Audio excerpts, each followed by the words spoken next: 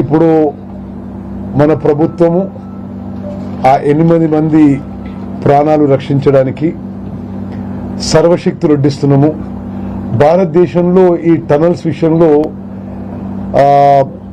మొన్న ఈ మధ్య ఉత్తరాఖండ్ సంఘటన జరిగితే అక్కడ ఎవరైతే ఆ టనల్లో మనుషులు రెస్క్యూ చేయడానికి ఎక్స్పర్ట్స్ ఉన్నారో వారితో కూడా మాట్లాడడం జరిగింది. చీఫ్ సెక్రటరీ గారు కూడా మాట్లాడారు. మరి అదేవిధంగా రాష్ట్ర ప్రభుత్వం నుంచి మరి అధికారులందరూ కూడా ఇక్కడ ఉన్నారు. డిజాస్టర్ రెస్పాన్స్ వాళ్ళు ఉన్నారు, ఫైర్ సర్వీసెస్ వాళ్ళు ఉన్నారు, పోలీస్ శాఖ ఉంది, మరి ఇరిగేషన్ డిపార్ట్మెంట్ ఉంది.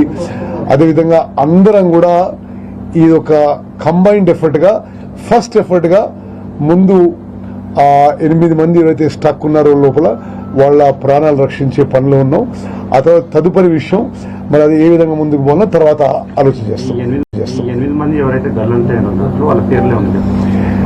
లిస్ట్ యూ హ్యావ్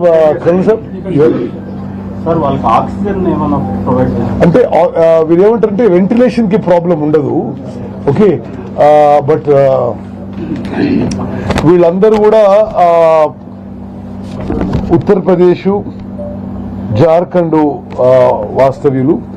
ఒక ప్రాజెక్ట్ ఇంజనీరు, ఒక ఫీల్డ్ ఇంజనీరు, ఒక 4 లేబర్ జార్ఖండ్ నుంచి వాళ్ళు ఈ జయప్రకాష్ అసోసియేట్స్ కంపెనీలో ఇక్కడ పనిచేస్తున్నారు.